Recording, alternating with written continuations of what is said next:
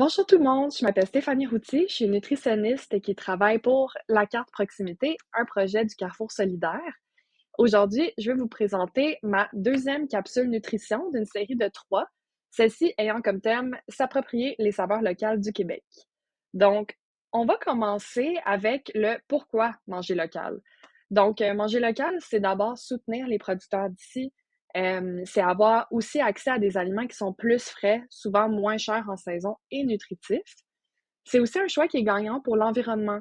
Le transport des aliments se déroule sur des plus courtes distances qui permet de réduire les émissions de gaz à effet de serre. Les aliments locaux, ils ont souvent aussi moins d'emballage et donc moins de déchets qui se retrouvent dans les sites d'enfouissement.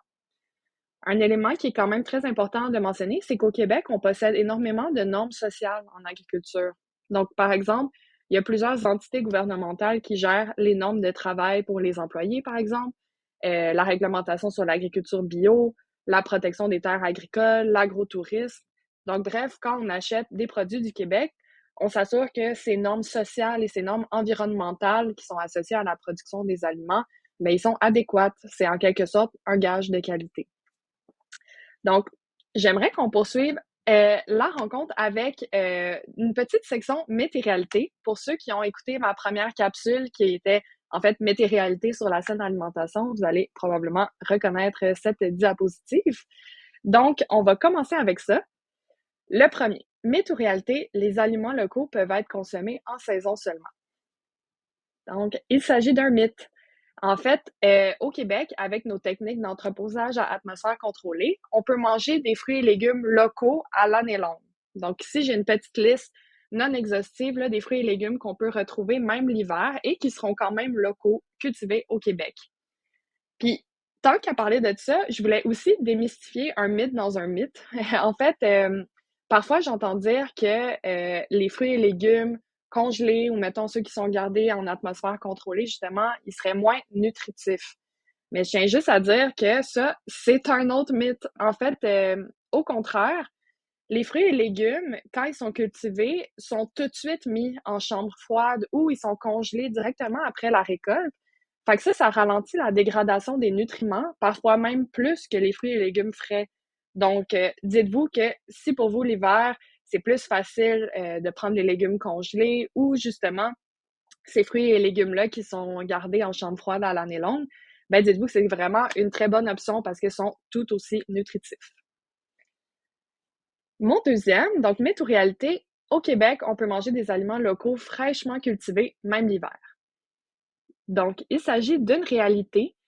Donc, même l'hiver, il y a des options locales qui s'offrent à nous. C'est surtout les fruits et légumes qui sont cultivés en serre. Donc, j'ai mis quelques exemples de marques que vous avez probablement déjà vues à l'épicerie.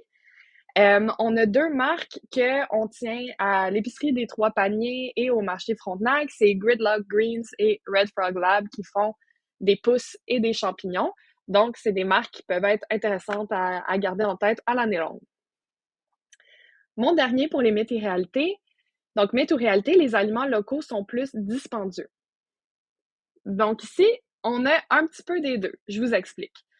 En 2023, une étude de l'Université Dalhousie, que ça, c'est une université à Halifax qui possède un laboratoire de sciences analytiques en agroalimentaire. Donc, ils se sont fait engager pour mener une étude par les aliments du Québec. Donc, ce qu'ils ont trouvé, c'est que dans 55,6% des catégories d'aliments étudiés, le produit local était soit au même prix ou moins cher que le produit d'ailleurs.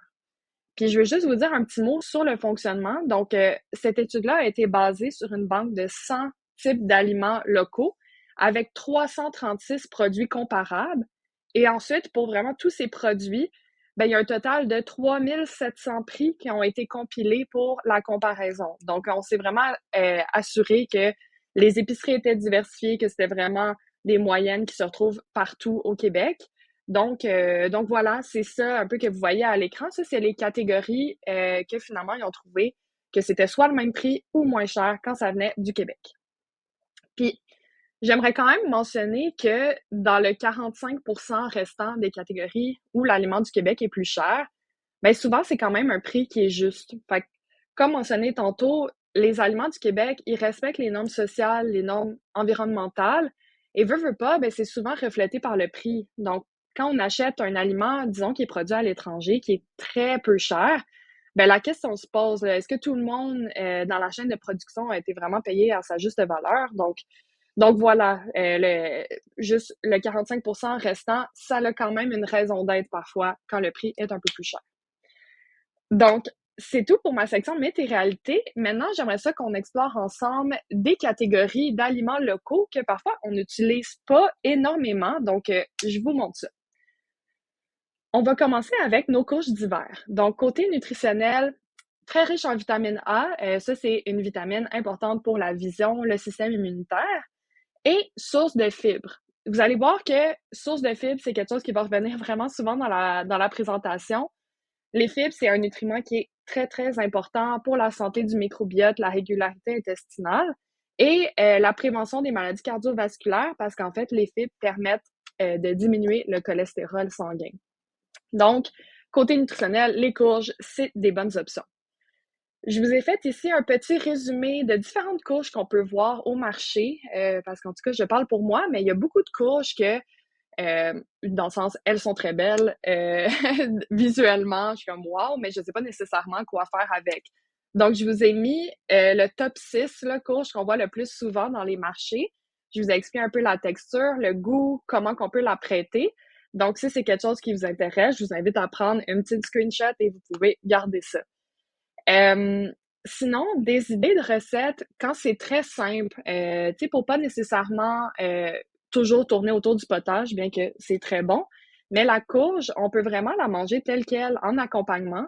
Fait que je vous ai mis 2 idées de recettes ici, la courge poivrée au thym et sirop d'érable de Julie Desgroseilliers, et sinon la courge délicata harissa érable de Mordu, qui sont des accompagnements vraiment délicieux que je conseille. Ensuite, on va passer aux légumineuses. Donc, ça, parfois, les gens, ils sont surpris de l'apprendre, mais le Québec, c'est un grand producteur de légumineuses. On produit des haricots blancs, rouges, noirs, haricots pinto, pois chiches, pois cassés, lupins. On produit vraiment beaucoup de stock ici. Et les légumineuses, côté nutritionnel, c'est vraiment très bon, mais oui. Dans le fond, elles sont très riches en fibres, qui contribuent également à la santé du microbiote, régularité intestinale, comme j'ai dit tantôt. Elles sont riches en protéines, très faibles en gras. Donc, c'est vraiment une bonne alternative, disons, si on veut remplacer un repas de viande. Ils permettent de remplacer à la merveille. Et elles sont très économiques, versatiles. Donc, je vous montre un peu dans quoi qu'on peut les intégrer. Donc, les classiques, salade, soupe, potage, dans nos salades et nos soupes, on peut vraiment juste ouvrir une conserve et rajouter à une recette qui est existante. Ça permet de booster la quantité de protéines, la quantité de fibres qu'on a dans notre recette. Donc, avec des légumineuses, ça fait des repas qui sont très rassasiants. Mais même chose pour les potages, ça, on y pense pas souvent, mais ça peut être vraiment une bonne idée de rajouter, disons, une conserve de haricots blancs dans un potage et ensuite, quand on mélange tout ça ensemble, ben, nos fibres, elles restent là. C'est un peu comme le même principe qu'un smoothie. Quand on mélange tout le fruit en entier, il reste quand même dans le mélange. Donc, tout ça pour dire que ça peut être une façon de rendre nos potages un petit peu plus soutenants, puis ça peut être une bonne façon de les intégrer. Faut aussi mentionner des plats où les légumineuses font partie d'emblée. Donc, disons, quand on planifie un menu, ça peut être quelque chose à garder en tête parce que, par exemple, quand on fait un chili, ben, c'est sûr qu'il va y avoir des légumineuses. Ça fait partie des recettes normalement. Donc, même chose pour des cassoulets, des couscous royales qui ont d'emblée des pois chiches dedans. Donc, ça peut être une autre façon. Et sinon, des plats où on remplace une partie de la viande par des légumineuses. Souvent, ça, on fait ça avec des lentilles parce que ça se mélange quand même très bien avec la viande hachée.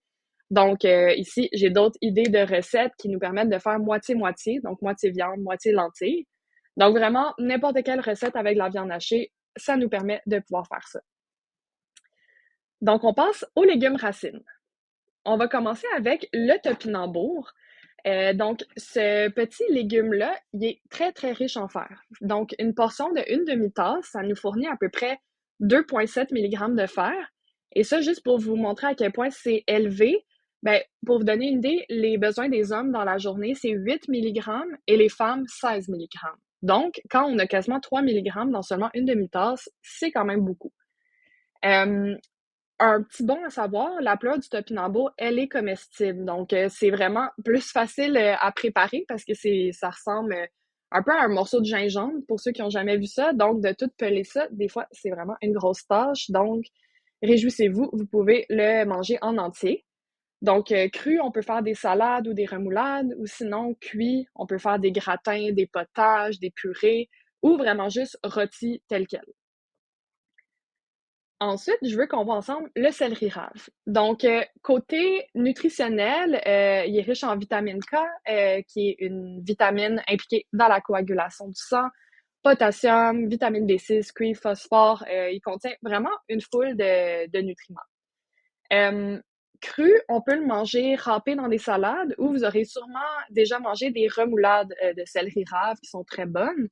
On peut le manger, sinon cuit, en frites, en purée, en potage, tout simplement en cubes, cuit comme ça et son goût, rappelle légèrement le céleri. Ça reste que c'est la même famille, donc le goût, il est super agréable, autant, cru que cuit.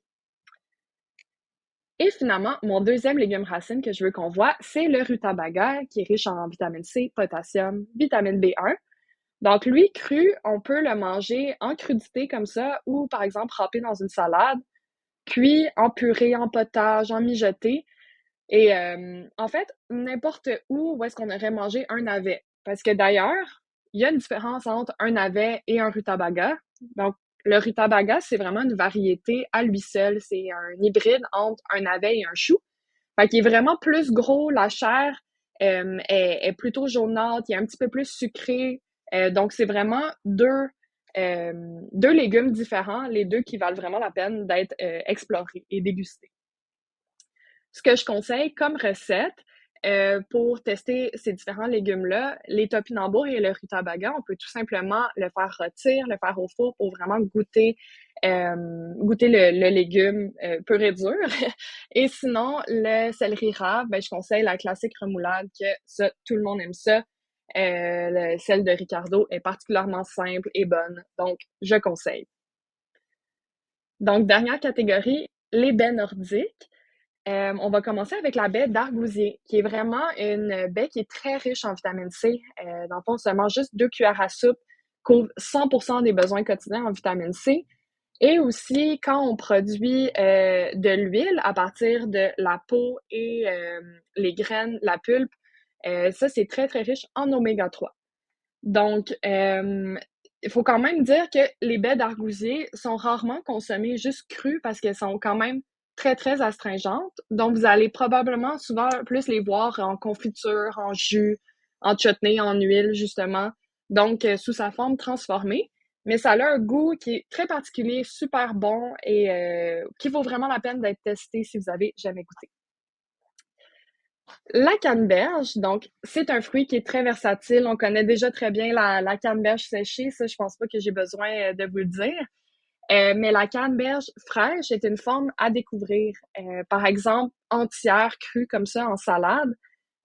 Son goût, il est légèrement acidulé. Ça se marie vraiment bien avec des viandes braisées ou rôties, du poisson, du chou, des fromages. Donc, de l'avoir entière comme ça peut être une nouvelle façon de l'explorer. Et aussi, côté nutritionnel, ben, elle contient beaucoup de molécules antioxydantes, elle est riche en vitamine C, en manganèse, donc très nutritive aussi. Finalement, notre petite dernière, la camerise. Donc, elle aussi, elle contient beaucoup de molécules antioxydantes. Elle contient de la vitamine A, comme on a vu tantôt que c'est important pour son rôle dans la vision. Euh, la camerise, c'est complètement délicieux pour ceux qui ont jamais goûté. Ça vaut vraiment la peine. Fraîche, on adore la déguster vraiment juste telle quelle. Mais sinon, cuite, on peut l'apprêter vraiment comme on apprêterait des bleuets. Donc, par exemple, en compote, en confiture, en tarte, croustade. Donc, c'est ça, le petit goût, c'est comme un mélange bleuet, framboise, cassis. Donc, c'est très, très bon. La saison est quand même courte, mais à l'année, on peut quand même en retrouver des camerises congelées, que ça vaut vraiment la peine d'être testé. Donc, voilà, voici les références sur lesquelles je me suis basée pour la présentation. Merci beaucoup.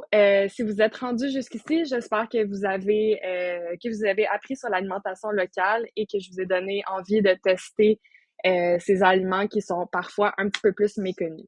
Donc voilà, j'espère vous revoir pour la troisième capsule. Merci.